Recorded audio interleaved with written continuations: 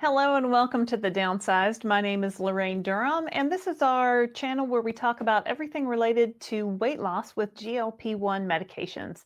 GLP-1 medications are medications like Ozempic, Wegovy, maglutide, tirzepatide, Zepbound, and Mounjaro. I've lost over 50 pounds using the GLP-1 medication tirzepatide, and in this channel, we want to bring to you things we think you'll be interested. Today we have a registered dietitian, Gianna Beasley. She wrote a book called The GLP-1 Solution, and we're going to talk a little bit about her book today and a little bit about her. But before we get started, I hope you will like and subscribe to The Downsized. We put out GLP-1 focused content every single day, so we hope you'll come along with us. Also, I would just want to say at the beginning, I am not a doctor. I am not a registered dietitian. Gianna is a registered dietitian, but she's not your registered dietitian. So if you need to get a plan for you, make sure you contact your local healthcare professional. Okay, all right, so let's get started. Welcome to The Downsized, Gianna. It's great to have you. Thank you. Thanks for having me. I'm so excited. I've loved watching your previous episodes, so I'm excited to be here. Oh, yay. Gianna and I met at the Obesity Action Coalition conference this past summer in Washington, D.C., and she told us about her book. She was all excited, so I was excited to get an advance copy to my Kindle, actually. I got it, and I read it on one of my trips, and now I was also excited to get the actual book. So, Gianna, tell us a little bit about yourself. Yeah, I would love to. That was a beautiful introduction. I love that thing. I love to say I am a dietitian, but I'm not your dietitian. I could be Right. your dietitian, but until I'm your dietitian, make sure you consult your own dietitian. But Right. I have been a registered dietitian for just over 5 years now. I'm also a certified personal trainer. I hold several other additional certifications and continuing education certs that I have done to just continue growing in this space as a dietitian. But I work currently in private practice, and I specialize in working with people taking GLP-1 medications. I'm actually born and raised in Colorado, so I still live here with my family. So when I'm not working, which is honestly very rare at this point because I love what I do, so I feel like I'm always doing something fun between work, social media, the book now. I hang out with my family here in Colorado, my husband, my dog, but I became a dietitian in a really kind of crazy time. I actually was studying for my boards at the beginning of the pandemic, and then all the testing centers shut down. So I had to Oh, wait a while to actually be able to take oh, my boards to be a dietitian, but became a dietitian officially in 2020 and actually went right into the private practice space because this is where I feel like we can do a lot of good. So started posting on Instagram, really targeted back in 2020. And slowly but surely, I actually started in more of the functional health space when I became a dietitian because I happened to land in an internship right around then. Then I ran with it for a while. Um, and something to know about me as a dietitian is I also take a GLP-1 medication. no. And I have actually been on a GLP-1. We are in October now. So I have been on a GLP-1 for 3 years this month. So I started Yeah. actually on Mounjaro back in October of 2022. Mhm. Had like kind of a rocky start with it because I then got really hurt and had to have major orthopedic surgery. So I started it, stopped it for a few weeks, started it again. But realistically, I've had a GLP-1 in my possession since October of 2022. And that's really when my focus area as a dietitian started to shift. And so now Mm, here I am with all of these crazy, fun, amazing things happening where I have these wonderful clients who also take GLP-1s. I still have actually 50% of my clients don't take a GLP-1. I'm 50-50 now. oh, But I have all these wonderful clients who are doing wonderful things with their health and their fitness and improving things there. I have the book that exists now, which is kind of how we're here today together chatting. yeah. And then, yeah, I throw my life on social media in several different ways. So that's kind of in a very quick nutshell about me. That's awesome. Well, let's talk about your book and how did your personal experience with GLP-1 kind of transform into a book? That is such a great question. So for anybody who remembers like the show with Ashton Kutcher when they'd pop out and like that you were being punked, that's Yeah. how it felt when I got like this message being like, "Hi, I'm an editor with Adams Media. We're an imprint of Simon and Schuster. We're looking for someone to write a book on GLP-1s. We have a vision for it. We think you'd be great. Do you want to do this?" And I was like, haha, very funny. Who, me? Yeah, like me, the person who literally never proofread a paper in college because that felt like a lot of work. That's so fun. Like that's crazy. And so I totally thought I was being punked. So I actually ignored the message. I was Oh, like, yeah. there's no way this is real. I was like, that's really funny. And so I thought about it throughout the day and I was like, what if this was actually real? So I looked up the girl. I think shout out to LinkedIn for this because I was like, surely if this is a real thing, they'll be on LinkedIn, like this person that is like representing this publishing house. And so Yeah. I found them on LinkedIn with the actual job title that said it was. So I was like, I mean, this could technically still be a scam, but I'm just like skeptical of like the whole internet now because and with AI too, I'm like, what's real? I don't know. Right. Some things are really obvious. And then other times I'm like, am I being punked right now? Like, am I being tricked? Like, what is this?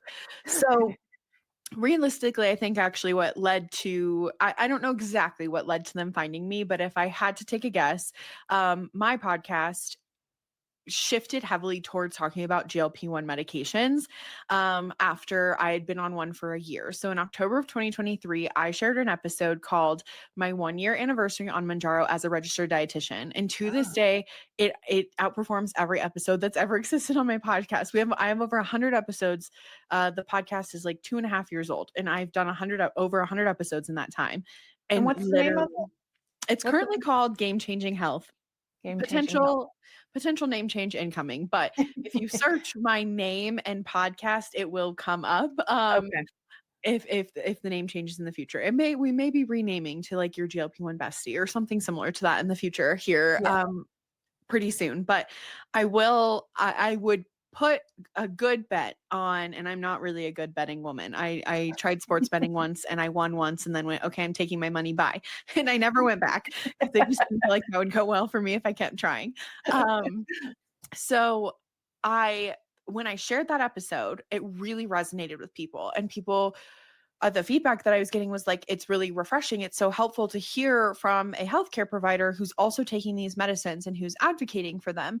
Yeah. And not advocating necessarily in the sense of like legislation and things like that, which now I am actually really invested in it because Uh-huh. I've met wonderful people like at the OAC that we were at together that I was Yeah. like, oh my gosh, I want to get involved in this. But I really wanted to start destigmatizing the use of these Mm. medications because something that I've talked about very openly is I recorded a video the day that I did my first injection saying, I don't know if I'm ever going to share this or talk about me being on this. And now I laugh at that 3 years later because I'm like, wow, if Gianna 3 years ago could see Gianna now, that's crazy because Right.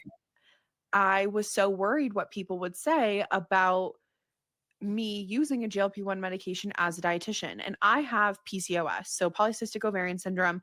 I was very lucky. I had a wonderful mom. She's still alive, so not was. She is a wonderful mom. Um, but I have a wonderful mom who really advocated for me in my preteen Mm. years and my early teen years. And so I am one of the lucky ones who was diagnosed at the age of like 14, almost 15 with PCOS. And so I was diagnosed very young. But my issues, my whole life, are all related back to my PCOS, Mm. plus a couple autoimmune diseases that have popped up since then. Mhm. But essentially, I shared my story. It really was like, oh, okay.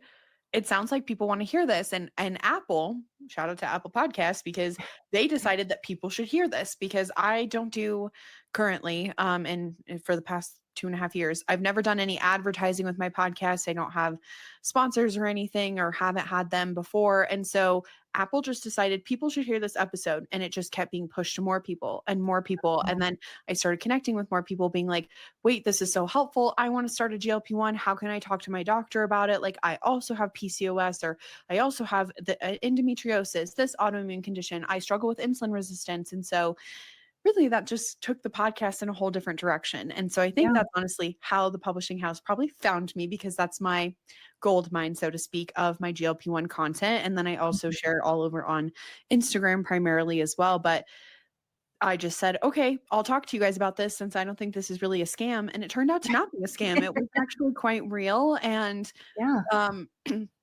I will not get emotional on here, I promise. Oh. But it was a really tricky time in life for me because actually these conversations happened end of August, beginning of September of 2024. So not long ago at all. Like from start to finish, the book was in the world within a year, essentially. Wow. And unfortunately, during that time, I was caretaking for my grandmother. We call her Nani. So when people read the book dedication, that will make a lot more sense. But when this opportunity was presented to me, I honestly didn't know if I would take it. I wanted to. I wanted to do it so badly. I was so excited about it because for me to have a resource like the book out in the world that people could just pick up and flip to if they don't have access to a dietitian of some sort or a healthcare provider that's supporting them. Because, like, I'm sure you've heard a lot, I hear a lot of times people get these medicines and they're like, okay, bye. See you in 3 months for a follow up. And it's like, What do I wait, do now? Yeah. yeah, like, what am I what? Where do I go? What do I do? How am I supposed to know things? Like, if I start Yeah. not feeling well, like, how do I fix that? And so the opportunity for me was so exciting, but Nani was in the last few weeks of her life. She had been battling cancer, and unfortunately, the cancer was winning. And Mhm. I was her caretaker. And so as I was, navigating all of that, I had talked with her about it, and she was like, "You have to do it." And I was like, "I just don't know." Like, to be very, very honest, I didn't know if I was going to be able to pull it off because yes, I could say yes while she was still here, but I'd never experienced a loss like that in my life before. And to also know that it's coming was a very weird feeling that I'm sure if people have been through a similar situation, they can kind of Yeah. understand and resonate with that. And so she really encouraged me to do it. So I said yes, started writing the book. 50% of the book was due actually a month after she passed away. And Oh, then the full 100% of the book was due like a month and a half after that. So it came together very quickly. And I'm really glad that I did it because I know that she would be really proud of me in this moment. of course. I like absolutely bawled when I like opened this is my copy of the book. This was like before it was in anybody's hands. This was the one book that ended in my hands. And Yeah. I opened it and I just like saw the beginning and I just started bawling because I did not look at the dedication page in like the preview that they showed me because I was like, I can't do it. I was like, I can't look at it.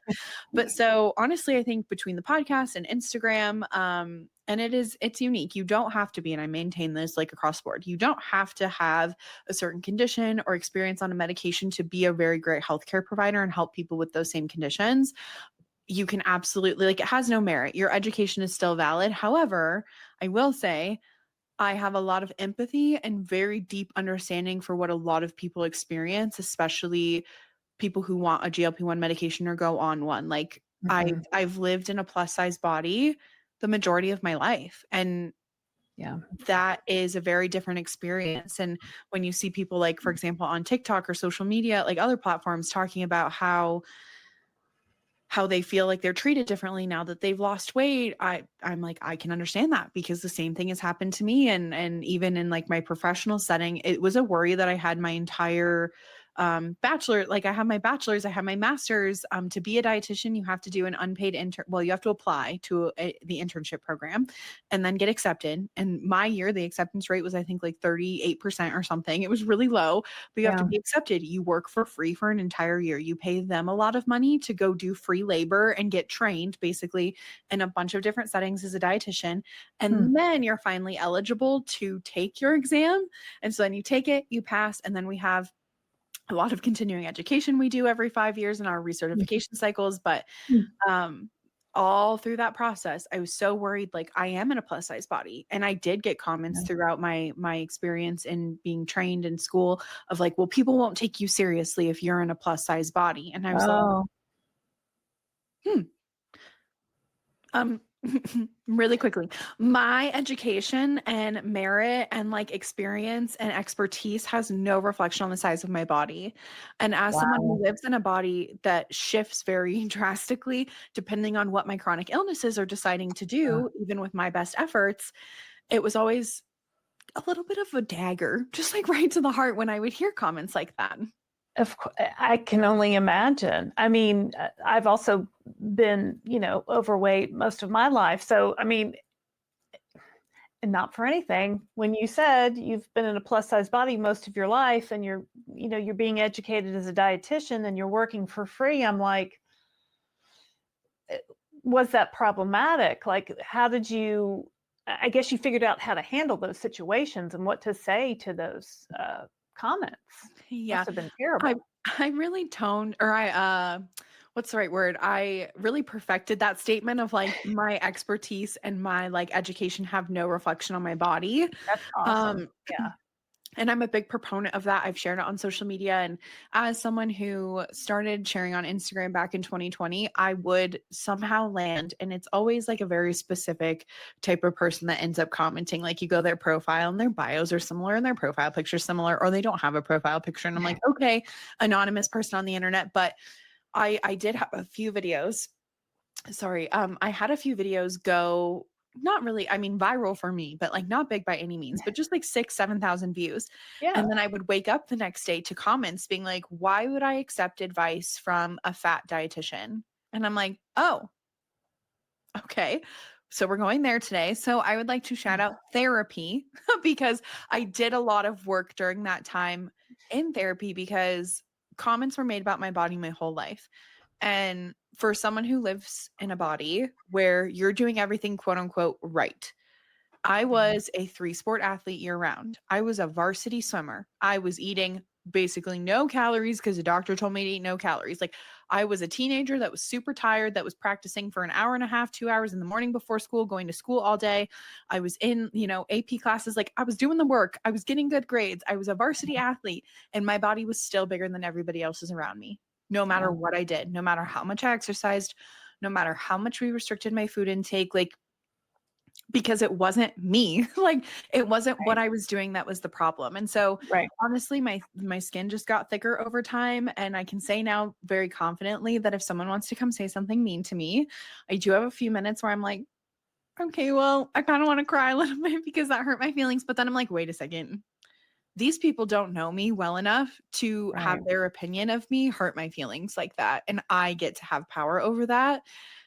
That's been 10 years in the making though, like, confidently Wow. can say I started working on that, like, my freshman Yeah. year of college, and, Yeah. I'm gonna be 29 here pretty soon, so, like, it's been 10 years of me starting to make that mindset shift, really shifting it, and then practicing it, and now it's pretty normal, but part of that Yeah. honestly was me getting really comfortable living in a bigger body. And I know I said like I've been plus size most of my life, but I am still considered plus size. I am still a plus size individual.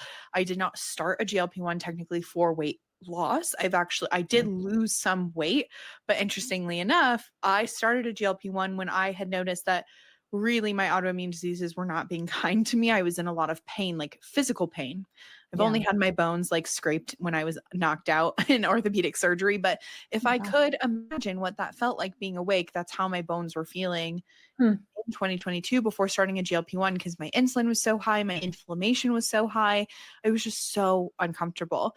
And I had Yeah. gained like a very odd, what I know, at least 25 pounds, 30 pounds, Mhm. without changing anything in 6 months. And I'm only 5'1" on a really great day. So for someone who's not super That's a tall, lot. that's a lot Yeah. of weight to come on a short frame.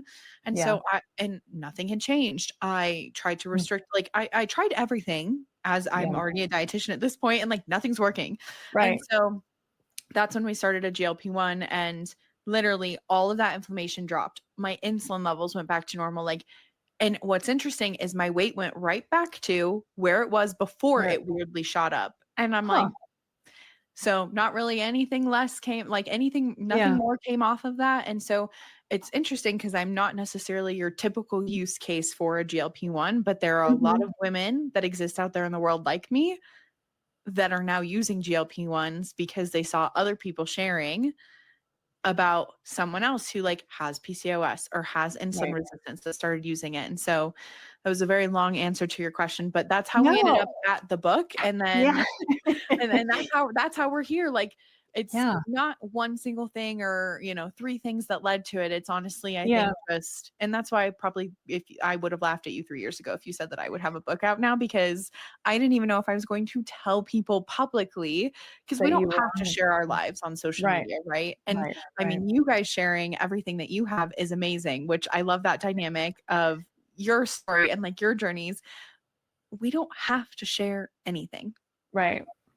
It's totally up to it's an individual decision, right? But, uh you're putting it in a book and a podcast, and I'm putting it all out there, and hopefully, our stories will be able to help people. That's, ultimate. And I think it's so interesting how you came to GLP-1s for different reasons in weight loss, right? And it wasn't type 2 diabetes. It wasn't necessarily weight loss. It was inflammation. It was insulin resistance, PCOS, autoimmune diseases. So I think it's really important for people to know that, people can be on GLP-1s for a multitude of reasons. And we're finding more and more examples of how they're helping different diseases and different conditions every day. I also want to put in here, based on what you've just said, that, it's not our fault.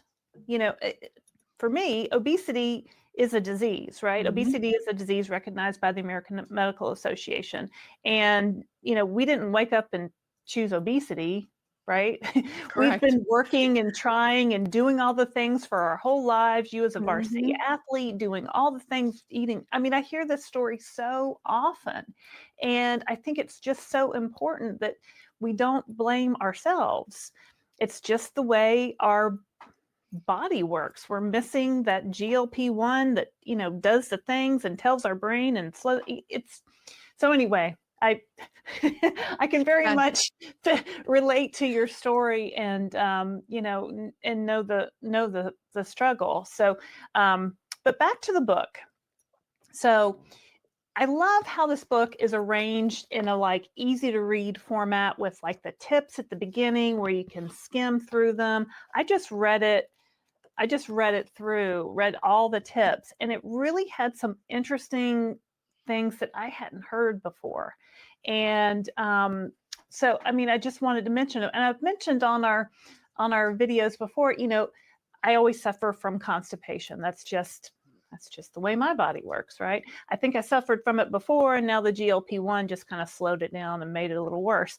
But kiwis for constipation, how did you know that? Was that in your dietitian training, or how did you come across that one? Yeah. Oh my gosh, wait. I kind of forget that I put that in there, but I was really adamant about adding this tip in, and like you said, I think the most fun part of this book for me, I won't lie, it was challenging because I always wanted to say more. I wanted to say more about everything, but every single chapter is its own tip where you can flip to what you need and use Yeah. it, right? And so with the kiwis, that is something that I learned in my formal training to be a dietitian. But so for those of you guys that haven't read the book, there is a tip in there that talks about if you have just two kiwis a day, it can actually help naturally with constipation because of the properties of kiwis. It helps move things along. And so I think a lot of times people don't really know what dietitians do. Sometimes people are like, dietitians are food police. I am not the food police. I'm the furthest thing from it. It's sometimes I think people meet with me being like, you're going to Yeah. tell me what to do. And I'm like, no, no, we're going to work together to figure out what's going to work for you, what's going to help you. Yeah. And our education and different focus areas in dietetics for sure. But for me, I love figuring out how different foods work with the body, different medications interact with the body, how we can use food to support with medication, how we can use medication to support with different things. So Yeah.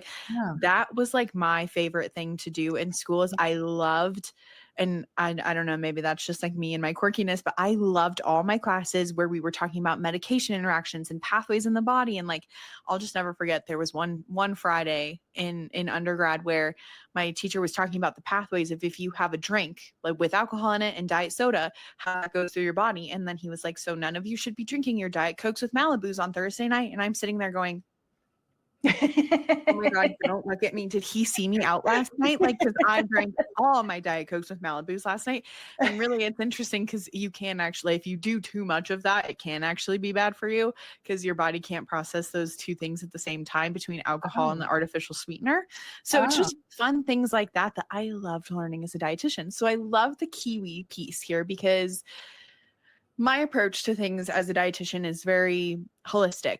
I'm all for the use of supplements or medications if needed in specific situations for specific people, like, but not broad across the use. We all need to take these 10 things or even these 2 things. Like Yeah. realistically, we're all different. And so if we can solve things without the consistent use of supplements, or for constipation specifically, we don't want to rely consistently on like magnesium citrate or a different form of laxative consistently, because that can mess with your natural GI system, like in the natural function. And we never want to Yeah. override that because we want to keep that. So to do something like incorporating 2 kiwis a day, kiwis are little. So even if you don't love kiwi, Yeah. it's like 4 bites. Cut 2 kiwis in half, spoon it out, one Yeah. like 4 bites, you're done with it. Yeah. But yeah, so just fun things like that that like live in my brain rent free. So if you're ever like, I wonder what Gianna's doing on a random Friday at 2 p.m., it's probably thinking of something like that.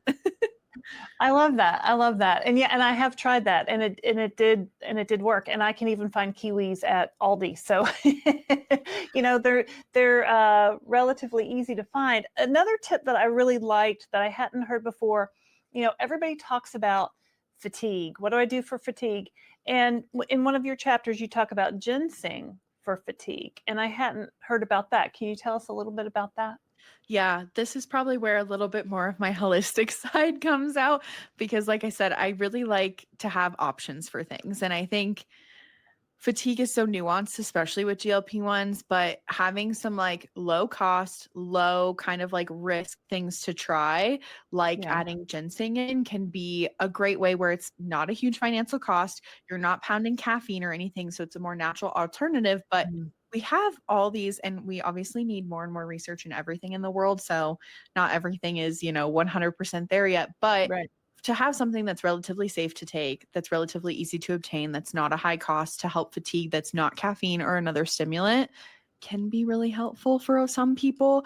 Again, it depends on where your fatigue is stemming from, but I really like Yeah. having some of those not specific supplement or not high cost options, Yeah. to try and add in To there. And try. so we have lots of different like herbs and things like that too. Cause I mean, there's parts in the book too that talk about like peppermint tea or chamomile tea, things like that, where like Yeah. we have so many things that you honestly can find in like your local grocery store. So it's not a big barrier to access. That's something I think about a lot too as a dietitian, of like, yes, some things, there are some really great things that maybe cost more money, or like you do have to order, like you can't just walk into a store to get them. But Yeah. we actually have a lot of things like the teas, the ginsengs, where it's pretty easy to get. And we do live in the day and age of Amazon, but like maybe you don't want to wait for Amazon. Maybe you just like want to walk into Target or Natural Grocers or your local Kroger or Aldi. We don't have Aldi here in Colorado, but I've been Oh, you don't. yeah, I've been one in Ohio, and I was like, why don't we have one of these here? I want one. But that was one Yeah. that I was really excited to incorporate as well, because it's not something traditional that you hear people talk Yeah. about. Well, and we hear so much about the phrasing "food as medicine," right? We're fueling our bodies. And I think as we shift more and more from for me, it's always been a diet weight loss mentality, right? So now I'm trying to shift more toward a health focused mentality. And what other kinds of things are good for me that I don't even know about, because I've Yeah. always been eating Snackwell cookies and Slim Fast and Mhm. all that crap for my whole life. So now that I'm getting back to real food, what I don't even know what's out there. So I love that's why I love some of these tips that are in your book. What's your favorite tip, Gianna? Okay, well, I love the whole book. Obviously, I'm biased. Of course. But I will say, I think one of my top ones, I don't know if I can ever pick one single one, but one of my top ones is kind of my favorite because I don't think people talk about it enough relative to GLP-1s. And I talk about really implementing what I like to call strategic eating.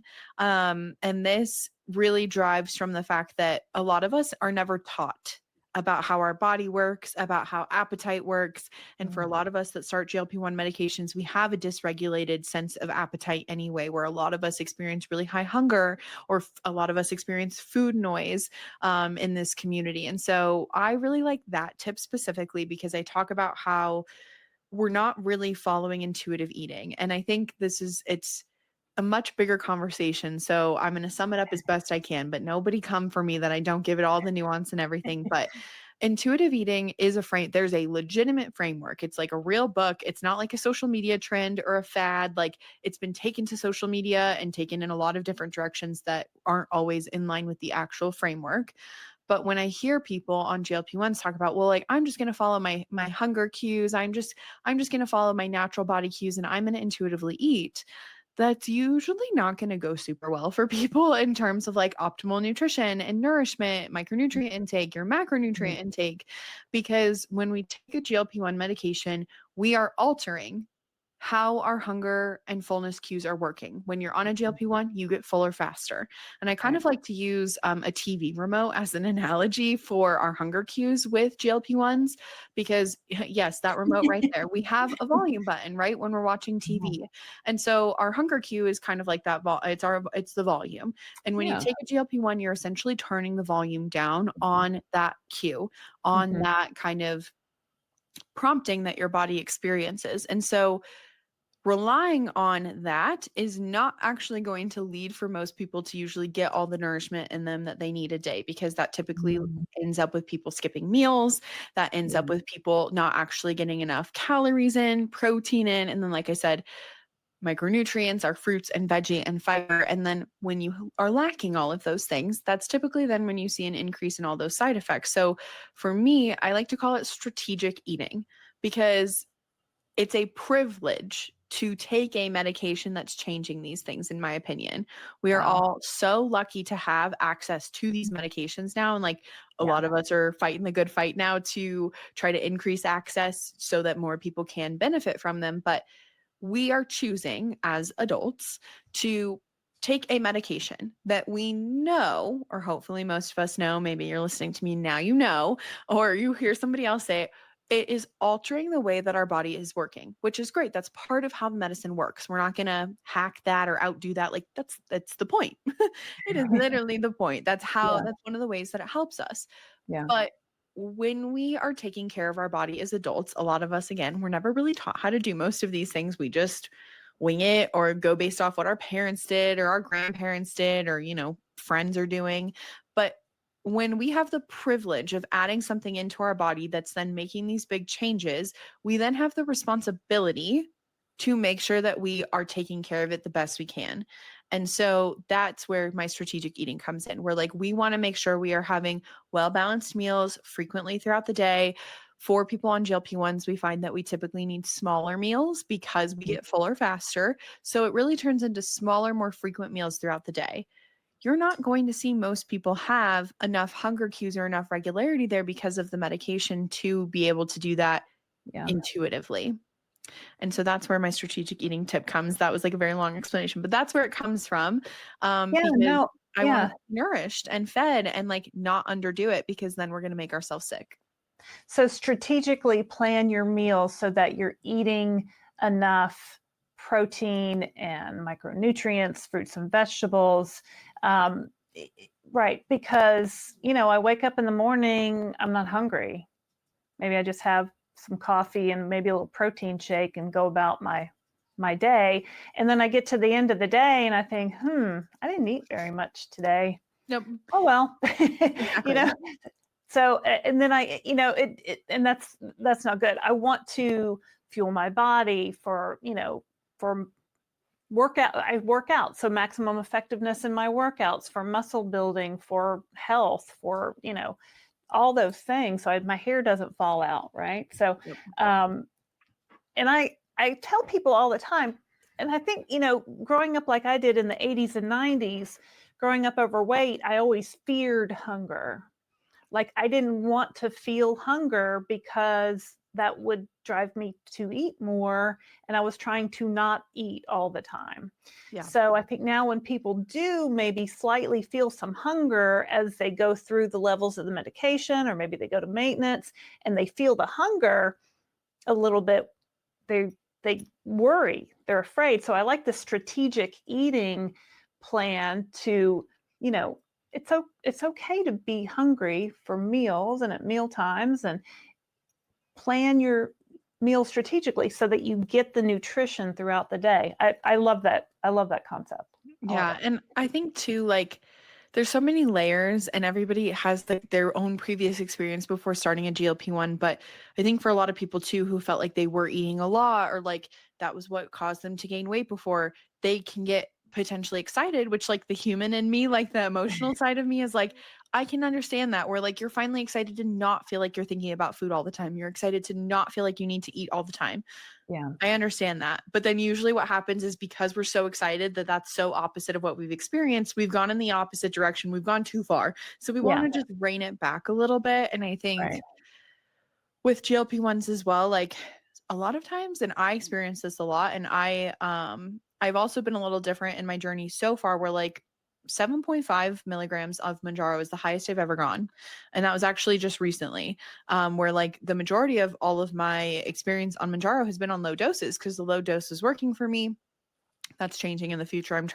We're trying something new in the future here with me. But I think when we take these medicines a lot of times and I get the human aspect and emotional aspect of this because I've lived it myself. There Yeah. were times where nothing ever sounded good or I would start eating something. I actually posted a video about this recently where I was in the middle of a lunch that sounded great. I was excited to eat it. It was this really fun like salad. I had fresh salmon. Like I was so excited. And halfway through it, just like that feeling of dread hit me where I was like, I don't even want to eat this. Like, Yeah. I just got so icked out by it.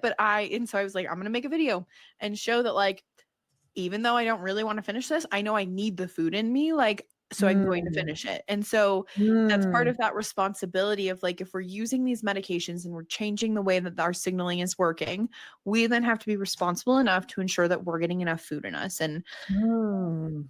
there's two camps of people usually. One camp usually has actually been underestimating how much they're actually consuming because things like Yeah. coffee creamers and condiments and oils, they sneak up on us. It's Right. actually really upsetting when you realize how many calories are in Chick-fil-A sauce, because Yeah. then you're just So really what's that? sad. I'm like, here's my one packet of Chick-fil-A sauce for my lunch. And I'm like, I would really like four actually, or my optimal dressing to nugget ratio, but okay. Um, but so it's things like that where like there's usually like one camp of people who actually were underestimating how much they were eating before, and then there's a different camp of people where like they are under eating very consistently. And so Yeah. as a dietitian, obviously not all of my clients track their food. At certain points, we'll maybe track a few days here and there to kind of get an idea. And so when you're in either of those camps, we want to get to the middle ground where we're eating enough to fuel our body, where we're eating enough to feel good. And I think too, because a lot of people do take a GLP-1 for weight loss, as it's obviously intended. You know, we have our official approval for Wegovy and for Zepbound, but for a lot of people taking these meds for weight loss, that is the goal, and that's totally okay. It's 100% wonderful to want to lose weight and be healthier, but when we only think about weight loss, you miss the long-term picture of we want to think of longevity. And if Right. we are losing weight by not eating enough, by undernourishing ourselves, that does not help your longevity. And that can honestly, I did a rotation in a long-term care facility, and to Mm. say it scared me was an understatement, because it was very clear. There were two very clear groups of people when I was in this Mm. rotation. And I talked to them because I was hanging out there. I was doing my rotation. I would talk to these people who were, yes, in a long-term care facility, but like they were up and they were active and they were moving around. And then they had their counterparts, same age, who were bedbound. And when you talk to both of them, they lived their lives very differently. There was one Mm. group who stayed very active. They prioritized like nourishment, and like how those people knew what to do, I don't know. But like they did somehow. And so seeing that, like I said, an understatement to say it scared me, but that's something I now really think about when I'm working with people is like anything that we're implementing when I'm working with someone, it's for, yes, the goal that they're working on, but we're going to do it safely and sustainably because I want you to feel wonderful as we get older, as we age. Yeah. Like if we don't think about that, it's such a big disservice because to feel good for a few years, but then have tanked your bone density and have like put yourself at bigger risk for breaking things in the future. Yeah. As someone whose body just breaks randomly, can really tell you all we don't want to do that. I don't recommend meeting an orthopedic doctor ever. So that's something I think about a lot. And that's why I think strategic eating is so important because we want to be responsible enough to have those small, frequent meals throughout the day. It may not sound the best. So I always say, like, pick something that you can tolerate the best. So it Yeah. doesn't need to be the biggest thing, but we do want nourishment in us regularly throughout the day. Because if we're skipping meals, it's very easy. And I get that as someone with ADHD too. Sometimes I'll have my protein shake in the morning and then it's like 4 p.m. and I'm like, so I'm not perfect. I get it. Like I literally live it. I'm like 4 p.m. Oh my God, I literally haven't eaten since that protein shake. But then I'm like, no wonder I'm feeling so tired and shaky right now. I've literally not Right. had food all day. So I get it. I can Yeah. understand it. I've lived it. But then like the dietitian, like, and I'm like very much so, if you can't tell, and like from meeting me in person too, like I am very much so like your bestie. I'm like, I love you enough to tell you that like we can't do this. And so I'm like I like to say, like, when people are like your friendly neighborhood Spider-Man, I'm like your friendly neighborhood registered dietitian here to tell you we Yeah. can't we should not do that. Please. Like I want better for you. I want better for all of us. And so I that's promise I'll do better, Gianna. I know. Literally, I like say I'll be on social media and a bunch of people we were with in DC when we were together Uh-huh. will be on live and then someone will be like drinking a Celsius at like 6 p.m. and I'm like, and they were like, if you're Gianna seeing this, no, you didn't. And I'm like, I'm right here. I'm looking at it right now. And so it's just kind of funny because like I get it. I'm human. I do the same thing sometimes. It's what Yeah. I love to say. We are a reflection of what we do the majority of the time. And Mm, so for a lot of us on these weight loss journeys with GLP-1s who have lived in bigger bodies, who are now transitioning, it's as much of a physical change as it is a mental change.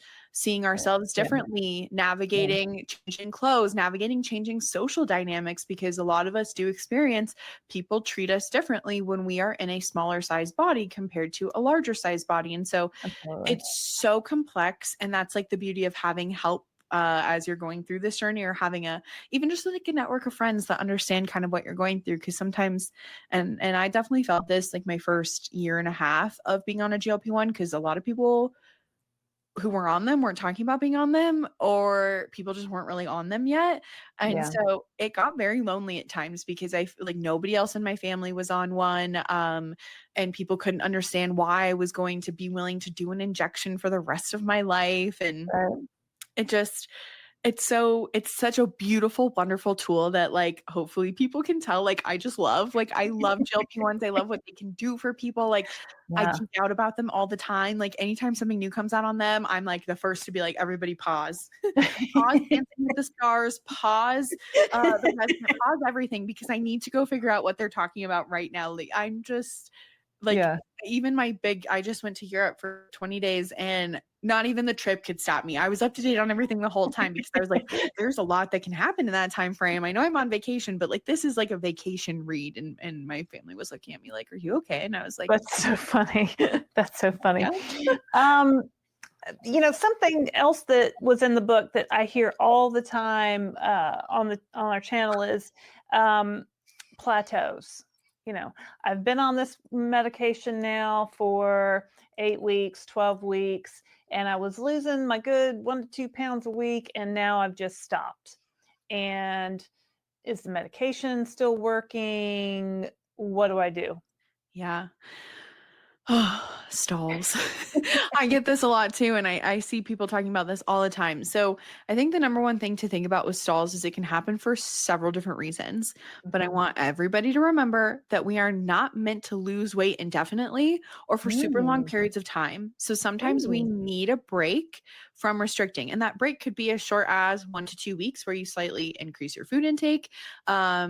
And like we give our body a break from that calorie deficit, sometimes that'll do the trick. Your body just need a little extra.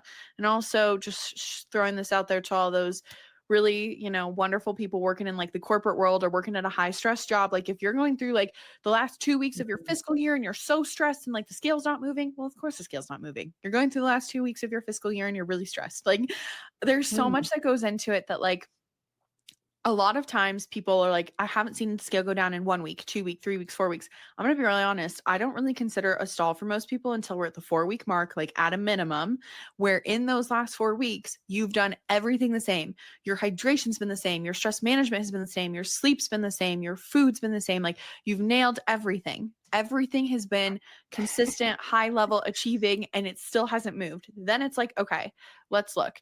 you've been on 5 milligrams for 14 months. Okay, maybe we do need to change our medicine. Or maybe it's you've lost weight consistently for 13 of those 14 months. So it's like, we likely just need a break from dieting in this moment. And I think people don't talk about dieting breaks enough, but just a reminder to everybody, we're meant to live the majority of our life not dieting.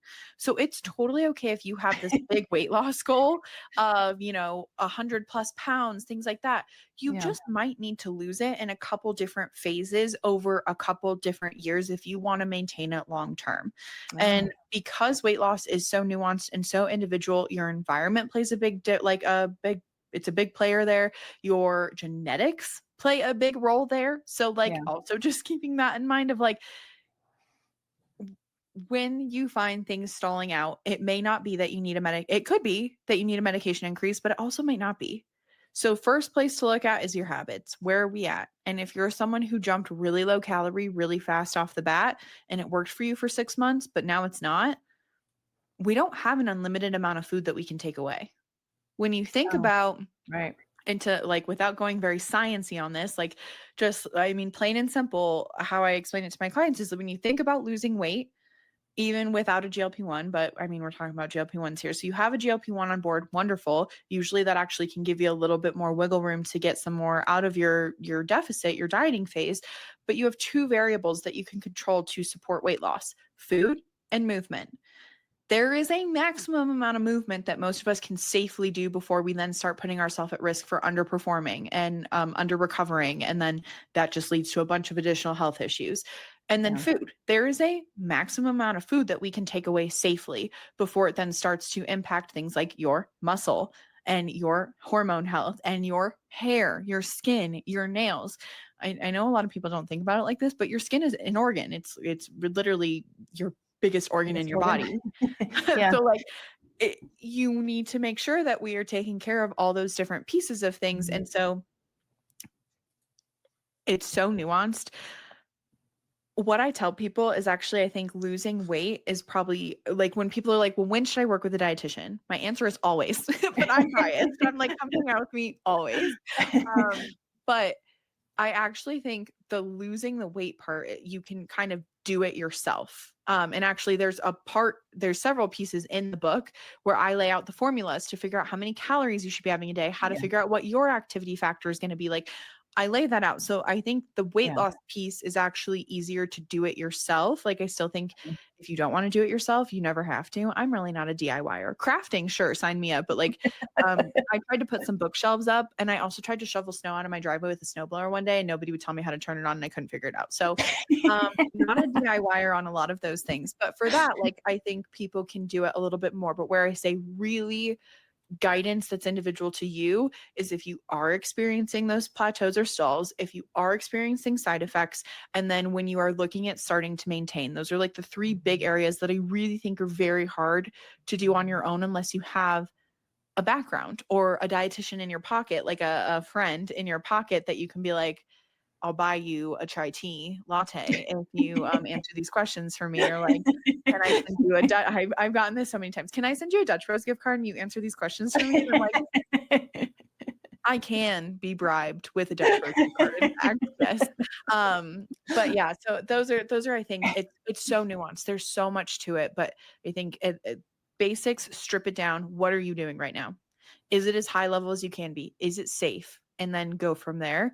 Because a lot of times I would say it's one of two things. It's something that we're doing, or it's time to not be in a dieting phase anymore. Those are the two things. Well, the dieting breaks, it's something that I've heard of before, but I don't really think it's talked about a lot.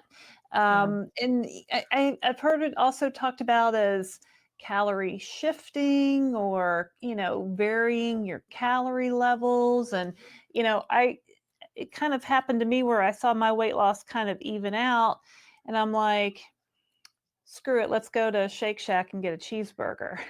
So I ate a cheeseburger. The next day my weight was down. I was like, maybe I just needed more, maybe, it was just kind of like a short dieting break. So, and I say that jokingly on my channel, like, it's my eat a cheeseburger theory. Like maybe you just need some more calories. So, but to do that for, to increase your calories like for a week or 2 weeks, like that seems scary to me. Like, Yeah. ooh, what if I do that and I gain weight? Like, Mhm. I don't know, like, what do I do? So, I mean, Yeah. but to have that guidance from a dietitian, I think would be really helpful to if you're going through a phase like that. So, Yeah, and I think too, like, there's 2 types of breaks. So there's small, like, true diet breaks where it's, like, 1 week or 2 weeks where it's, like, a slow controlled increase of food that, like, I would tell someone, like, "Okay, here are your yeah, new targets for this week. Here are yeah. your new targets for that week." And sometimes in those like, sometimes it'll be a week. Sometimes if I give it to someone over 14 days, I might say, "Great, for these 4 days, it's these targets, and then for the next, like, 6 days, it's Oh, these targets, then for these 4 days, it's these oh, targets, and then we're gonna drop back down." So, like, that's where, like, having a dietitian brain can be really helpful because, again, yeah. it's very specific and actually, like, I use those more often, like, especially if someone's coming up on a vacation or something, I actually Mhm. try to get their food intake up a little bit before they go on vacation so that Huh. it's not a very drastic difference of, like, and I know you guys are cruisers, I love a good cruise. So, like, if someone's going on a cruise, I wanna try to get their food intake up a little bit before they go so that it's not as drastic of a difference. But then Interesting. the separate thing here that's different from like a diet break Mhm, is a reverse diet. And so sometimes so that's basically taking like wherever your calories are at mhm. in your calorie deficit, it's a slow increase back up to your maintenance calories Uh-huh. and then sitting at your maintenance calories for like weeks to months. Mm. Rule of thumb, most successful is about half the time you spent in a calorie deficit, you then want to spend at maintenance. And that's actually the big piece. That's like a whole separate rabbit hole we could go down in the future, but Yeah, no, that's I'm actually intrigued. Yeah, a really big missing piece of why people yeah, typically don't maintain the weight loss that they use. Like when we think back to a lot of us probably experienced throughout our life of like we would diet really hard and lose weight and then all that weight would come back, sometimes even more weight would come back. Like we weren't a yeah, lot of us were not able to sustain that. right. And I mean that's still happening to lots of people all over right now. Where if like to actually maintain the majority of the weight loss that you see during a dieting phase, you need to Mhm. actually bring your food back up because your body's not meant to live in a In a calorie calorie deficit. deficit. And so that's something where like when I'm working one-on-one with my clients, we always be sure that like we never overdo time in a deficit because then that can lead to other like not great things. But Yeah. we go through a reverse diet and we get up to maintenance. We make sure their body settles in at maintenance. And I Mhm. have I have there's some podcast episodes on my channel that talk about this, but like I had clients come to me that wanted to lose weight initially, but they'd been in a calorie deficit for like 2-3 years but see no weight loss. They're not seeing success. And so they talk about this. And when I interviewed them on my show, and I was like, they literally are like, I was so mad at you at first. Like, I can't believe you told me I had to eat more food before I could actually eat less food to lose weight. But they trusted the process. We got Yeah. their food up. They sat at maintenance for several months. We optimized micronutrient intake, hydration, sleep, stress. Like, we optimized everything, went Mhm. back into a calorie deficit, and all the weight came off. And then we went through it again where we got their food intake back up when they were done losing weight. And Yeah. they've maintained that weight loss now for 2-3 years. And so that's how Wow. we really see that's the missing piece because nobody talks about what you're supposed to do once the weight comes off. They're just like, great, you lost weight. Bye. Well, yeah, exactly. And I see a lot of women my age, I'm 56, that have yo-yo dieted their whole life, and so Mhm. now they're eating, I don't know, 1,000 calories or less a day and can't lose any weight, and they don't know why. So, I mean, this reverse dieting, it would seem scary. Like, Oh, what do you yes. mean?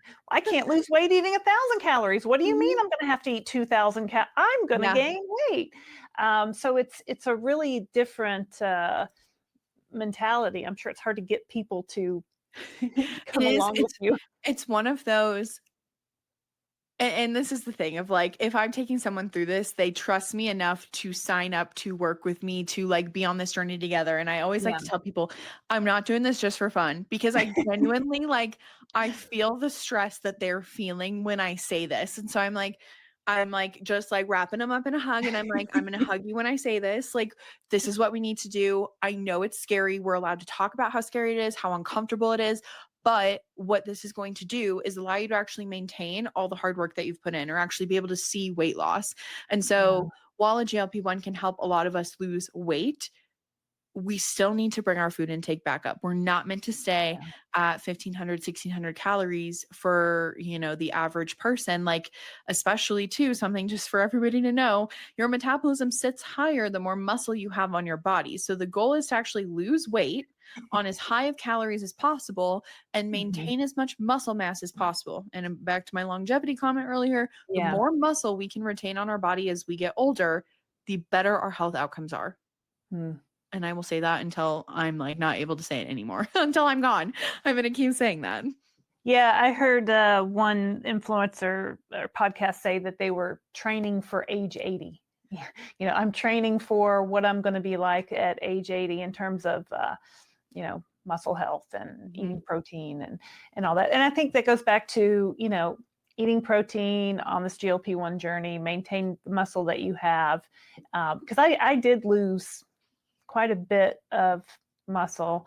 And so now I'm trying to, slowly add that back. And it's hard to add it back. Like, it's a lot easier to hang on to it than to try to add it back when it's gone. It is much harder to put muscle on your body, and it's really easy to lose it if we're not taking care of it. And like, you will always lose a certain amount of muscle on any weight loss journey because you can't exclusively lose just fat. You can't exclusively build just muscle. Like, they go together. And so the goal is my goal when I work with people or when I talk to people, when I'm educating, is we want to do both. Like, we want to try to maintain as much as possible while losing fat.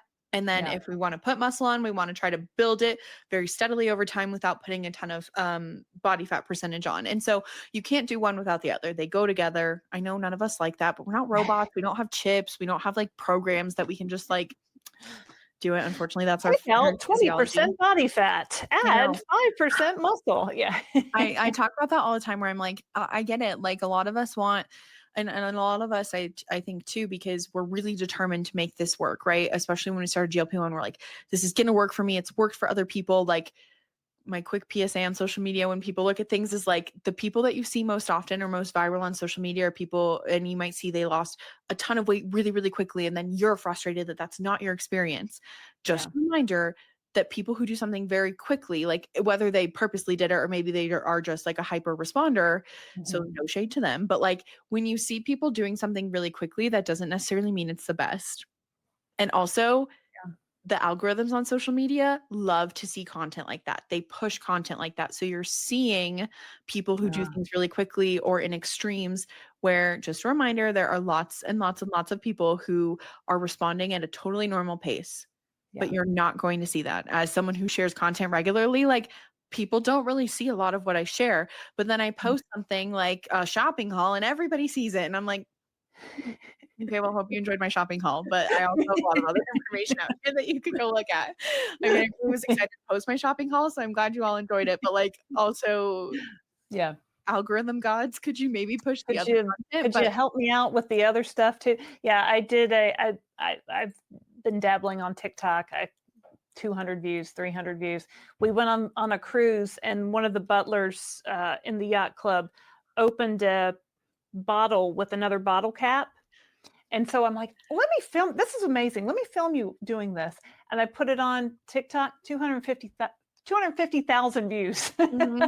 Yeah, something it prioritizes that like flashy, like, or like, if people have kind of like that really like, I lost 90 pounds in 4 months, like, that's going to be pushed out more than me being like, hey, everybody, like, just a reminder, on your GLP-1 journey, we all lose weight at different rates. And like, this is a safe and sustainable rate. TikTok's like, you're boring. Bye. And I'm like, okay. Bye. Yeah. I lost 1.58 pounds per week. Well, that's congratulations, your average. Like, it's not exciting, right? Everybody wants that fast weight loss. Everybody wants that quick hit. And it's more of this is now a lifelong treatment for the disease of obesity, and it's just going to take as long as it takes. And to that end, you have the last chapter in your book talks about transitioning off of GLP-1s. Yes. Talk to me your feelings on that. So I actually, fun fact, did not include in my initial outline for the book. I didn't have any of this in there. Oh, A couple of the tips in there were in different parts of my outline, but uh-huh. I never actually thought to include a chapter about coming off. And actually, the publishing house came back to me and were like, "Hey, but like some people do come off of these medications." And I'm like, in my head, when that was like brought up, I was like, "But like really a lot of us should be on these for life." Oh. But then I was like, "Okay, well, actually no, this is a totally fair point. Like we do need to talk about this." And actually like I literally have my have my little handy book open. Um and Turn because to chapter 5, class. it's beautifully like out like the book is beautifully done, like, but when I tell you guys how I wrote this book, like I had someone be like, "So like you must have written like the first," when I say 50%, they're like, "Oh, so you wrote up until like, tip like," because there's actually like 186 tips. So like, "Oh, Yeah, you must have written to like 123 and then like stopped." And I'm like, "No, I chaotically, I knew we had the outline. So I knew yeah, what each chapter was. I yeah. chaotically went through and like whatever I felt like writing in that moment, I Love wrote. it. So there was no, Mm. which is honestly just like kind of, I am like a little tornado kind of. I just like tornado through my entire outline, and like depending on how I Yeah. felt in that moment is like what I wrote. So there was no, so to see it all actually come together in like a really like cohesive way, I'm like, wow, this is so nice. It's like all there lined out. Yeah. Um And Gianna, you really are so smart. You just have, it's just somebody just, put it together in one place, right? Mhm. It's Yeah, they made me look really good. So like the words are mine, the brain, it is my brainchild. I like to say it's a really condensed version because like I said, I think originally they wanted like 51,000 words and I think I delivered close to like 68,000 and was like, sorry. At the 50% point, they were like, "Okay, just like remember to keep it like a little shorter." And I'm like, "How do I do this?" how Like do I do I that? love podcasting because I love long form content. I struggle with social media because it's short form and I'm like, there's nothing short Oh, about my brain and what I want to say about this, but okay. But I believe it. for for this, when they kind of came back to me, I was like, "Oh, well, okay." So I think, my kind of thought process on this of like, really, if you need to be on one long term depends on like why you went on one in the first place. Because Mm, for a lot of people, kind of like you said earlier, like it was talked about at the conference we were at, like obesity is a disease. So for a lot of people who start a GLP-1, this is, in my opinion, a lifelong medication because it is managing our chronic disease of obesity. right. For me, with my PCOS, it's the only treatment. And I tried so many medicines that made me sick over the years that like I would literally throw in a trash can, light it on fire, and like never look at them again. And they didn't even work. Like I was just sick taking them, and like they didn't even Yeah. actually improve anything for me. But for me, as someone who's taking a GLP-1 for my PCOS, for my insulin resistance, my PCOS just doesn't go away. Like Mm, I live with it. It's with me forever. So like yeah. for me, you can pry it from my cold dead hands. Like we're not going anywhere. Like we are. I I think I've said that literally exact same thing. I will figure out, I will work extra hours, I will see extra patients, I will work a whole extra job if I need to afford my medicine. And like, and I literally have personal experience. Like I've been lucky that for like two-ish years, I did have insurance coverage. And then for the first half of 2025, I lost insurance coverage. So I in fact did work an extra job to pay for my medicine. Wow. And so like when I say that, I lived it. And then Yeah. somehow my insurance coverage came back in July and I was like, I'm gonna thank every single auto pin that I have. I'm gonna kiss you and say I love you so much. And hopefully things won't change come January. But if it does, Ian, I'm willing to work the extra hours. Like I will not go away from this. And so for a lot of us, I think, who went on this to manage a chronic condition, and we Yeah. know it's being studied for even more chronic conditions. So I think for those of us with that background, we're probably not transitioning off voluntarily. Right. And so that's why I think that there are some people that take it and they honestly actually can use it as a tool. It gets their body back to a good spot and maybe they can maintain it because maybe, and I've seen this happen before. And I think that's why there's so much nuance to everything in healthcare of like someone could have had a traumatic brain injury. It caused them to gain a lot of weight. And so they're using a GLP-1 to help with that weight loss, but they aren't necessarily someone who may need to take it for the rest of their life. They just needed to get their body back to a normal moment. Or someone could have had, I've actually seen this happen. I know someone this happened to where they had actually a tumor growing on one of their adrenal glands and then or on their pituitary gland, and so Mhm. that caused them to gain a lot of weight very quickly. Oh, And then their body had just been through so much that like no matter what they were doing, the weight Couldn't wasn't get it coming back off, but they up. use a Mhm. GLP-1, helps get their body back.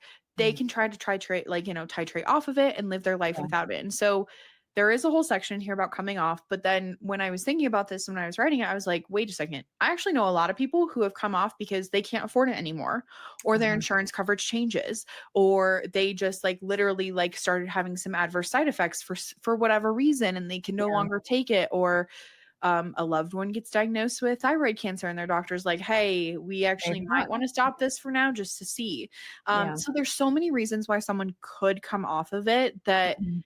I saw their point and I was like, oh, wait, actually, yeah, this probably is important to have. But I will say for most of us, Yeah, we're on it for life. for life. Yeah, I didn't think about that. So, there might be instances where people maybe don't want to come off, but for the reasons you mentioned, need to come off. And so those are some good strategies. Maybe they lose coverage or maybe, a million different things. But Yeah. if you had to come off, those would be some good strategies to follow. Yeah. And I think too, like, specific to like insurance coverage, if you know that you're losing your insurance coverage, a lot of people do get a couple months heads up Mhm. that it's changing, like, oh, hey, like effective. Sometimes there's no heads up, which is terrible. Don't support that. Think they suck when they do that. Yeah. But I feel like a lot of the people that I've heard from, even my experience, I found out 6 months ahead of time that I was losing my coverage. Mm. So kind of how I phrase it in the book too is of like, if you know you're going to lose your coverage, and you know you're going to titrate off of it, I would try to get your food intake up to maintenance. Like, I would Mm. try to, like, depending on how much time you have and like where you're at in your journey, but Yeah. I would really try to get your food intake up to get your body to a stable spot, be sitting at maintenance, like maintenance calories, not maintenance dosing. Right. But that way, as you start to lose the medication in your body, hopefully you're able to maintain what you've done until you can figure out another option, or Mm. with whatever's going on. So there's just so much complexity, which is why in that I will say, I know I'm a dietitian. I have a private practice. I work with people. But when I say it's helpful to work with someone, you don't have to work with me. You can work with anybody that's like good at GLP-1 medications and what they do. Cause I Yeah. hate sometimes when I hear people and I'm like, this sounds like an infomercial for them. You don't even have to like, you don't have to know I am on social media. You don't have to listen. You don't have to listen to anything I do except for listening to this right now. But like, there is so much merit. And like, I have a wonderful doctor who, like, I have ideas myself because I have experience in this realm, but I still go to her and I'm like, so here's a science experiment I thought about with myself. What do you think of this? And she's sometimes like, yeah, let's try it. And sometimes she's like, what are you doing? And I'm like, I don't know. And I know it sounds kind of crazy, but like, I just want to do it. But like, there is there are very good healthcare providers, very great physicians, nurse practitioners, physician assistants, dietitians. There's always going to be some duds because there's always some bad apples on the tree. Like, I can't help you there. But there are a lot of us who do exist, who specialize in these things, because I know a lot of us have had probably some negative healthcare experiences before. I did for sure. I Yeah. like actually walked in and like, I don't tell people I'm a healthcare provider before meeting them. Okay. That's been really special in many instances where like I've then been like, are you kidding me? Like, I cannot believe Oh, that's how you just delivered that. And then I'll say something oh, about it because in a constructive, like polite way, but there are a lot of us who are really good at what we do in specific areas. And that's, I think, specialty care is important, mm, especially when working with a dietitian, because dietitians work in so many different areas where, like, if you go see a dietitian that's brand new in private practice, that's only done food service, she's going to be wonderful, probably, or he. There's a bunch of guys coming up in the mm, dietetics field, so they do exist, but yeah. like, they're going to do really great at general nutrition, where like I specialize in like women's health and Mm, GLP-1 medications for men or women, like mm, and like hormone health. Like, that is my specialty. That's what I've done, additional continuing education, additional certifications. Like, I've done additional mindset certifications because I believe, and I'm also a certified personal trainer, like I shared earlier, like I've specifically tailored my continuing education, my expertise, my experience in a specific area. So like, that's what I do really well. If someone came to me and was like, Gianna, I have kidney disease and I want help, could I technically help you? Yes. But am I going to say I'm the best fit for you? No. I'm going to say I have this really awesome colleague who specializes actually in kidney disease. You mm, should work with her because that's what she does all day, every day, or he does mm, all day, every day. And so, just a reminder to everybody that like specialties exist for a reason. So I would yeah. say to have the best experience, finding someone with that specialty is going to take you the furthest. Yeah, I didn't even know or maybe realize that dietitians would specialize in different areas. Yeah. I This goes to my point. I was on a TikTok. I was listening to someone's TikTok live and someone said something and I saw a friend in the chat and I texted them and I was like, "This is so crazy that people clearly have no idea what I do because everything that they just described, I do." And she was like, "Wait, really?" And I was like, "Yes." So it's just interesting, like, Oh, dietitians work in all different areas. We work in yeah. dialysis centers, we work in so I think people typically think, like, hospital dietitians Hospitals, or, like, yeah, food police, but, like, for anybody who has yeah. kids in school, you have dietitians running the back office that Oh, oversees all of the menus, all of of the who? menu planning, Oh, like, so we work in, like, commercial food settings, school food settings, we work in hospitals, private practice, like, anything that you can think of. Like there are dietitians that specialize in gut yeah. health, which is where I started in kind of like the functional gut health realm. Like we work in all these different areas. And like it's not like you come to me and I just hand you a meal plan and you walk out the door. You come to any good dietitian, I should say, not just me. Anyone who is good at what they do as a dietitian. Again, bad apples, nobody come for me. But you come to anyone who loves what they do, who's good at what they do. I do a full intake. We look at everything. I know all the medications you're taking because I know what those interact with in your body. Because there are food interactions with medications that people should Mm, know about. There mhm. are, like, for example, if someone's taking calcium, there are things that you should not be having around your calcium because it'll impact your absorption. So like people come to me and we look at everything. And when I tell you like my specific intake form, someone was like, it took me 2 days to fill out. And I was like, they did have a lot of information to put on it, but like Yeah, we look at everything. And so it's not as simple as you come to me and I'm like, great, eat this many calories. Don't do this. Bye. See you later. It's a yeah. full deep dive. We look at everything from the inside out. We look at your work, what your work stress is like, what your work Mm, schedule is like, wow. what are your responsibilities with your family, because that Yeah. impacts your ability to cook. Like what I literally ask people in my intake form, what appliances do you have at home? I want to know what you're cooking with at home because that impacts like recommendations that I'll make where like Oh, you might say you're the busiest person in the world, but you wish you had more home cooked dinners. Well, like, okay, let's get an instant pot or a crock pot. You don't have one of those, but you're open to getting one. Great.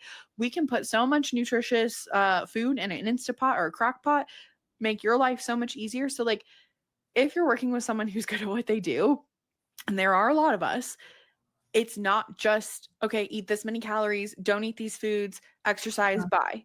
Like everything I do with my people that I talk to, that I work with, it's very specific. And that's how it should be. And I hear people say, like, well, my doctor never educated me on this. Like, to be honest, our system isn't set up for that. What your doctor could have mhm. done better is refer you to a dietitian that does this well.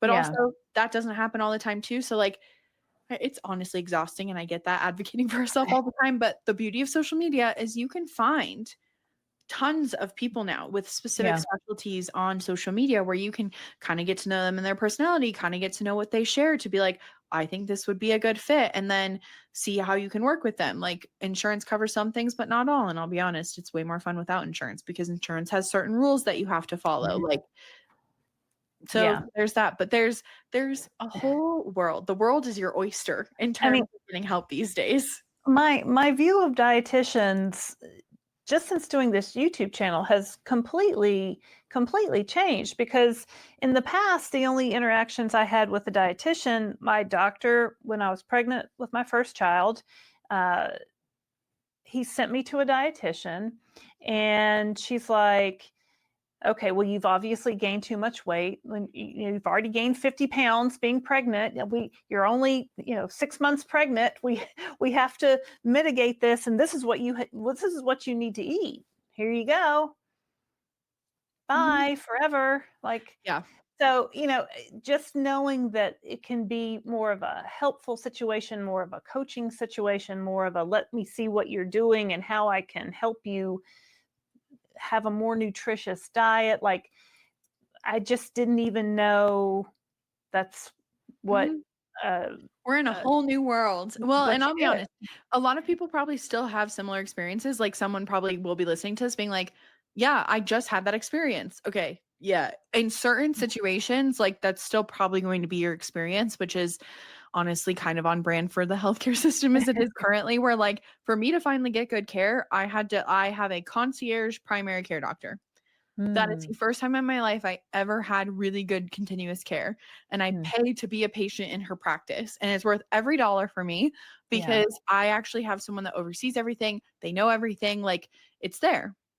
And that's why, like, in my private practice, like, it is that concierge level style of support where, Mhm. like, it's customized. But, like, if I were to be a dietitian working in a hospital right now that's billing your insurance, like, I have 15, maybe 30 minutes to talk to you about something. And, like, I'm not going to get to know your whole intake. I don't get to use my own forms. Like, so systemically, we still have that issue in some areas. But the good Yeah. news is we have a whole world outside of that Yeah. that exists now.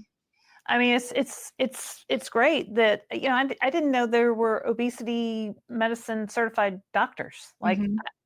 I don't know, no one's so just knowing that those tools are out there, those people are out there that want to help is just makes it makes it so much easier, right? Because we always think, oh, I did this to myself, I gained all this weight, and I can't stop eating, and then when we hear, oh, it's not my fault. And oh, I go to a doctor and they're not going to yell at me and they're not going to tell me to just work out more. And it's a whole new world out there It now. is. Yep, Yeah. it is, and I'm really happy to be part of it. I'm happy to be here. Well, thank you so much, Gianna, for talking with us today. I feel like I could talk to you for hours and hours and hours. We'll have to get you to come on again.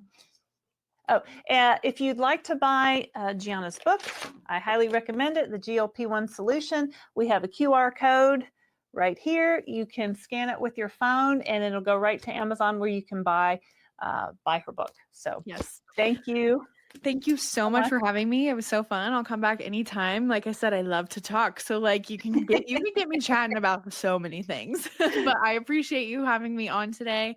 People can grab the book in any form that they like, ebook, paperback, or audiobook. I'm not an audiobook girly, but the person that narrated it did a great job. So if you're I an was gonna say, did you audiobook, narrate it? no, it was not me. It's someone named Megan. I don't know her last name. Sorry, Oh, Megan, but she did a very nice job. I would actually listen to it, and I'm very picky, so she did a great job. If okay. you like audiobooks or if you're on the go, it's on there too.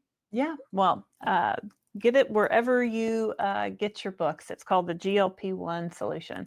So thanks everybody for watching today on The Downsized. I hope you will like and subscribe to our channel.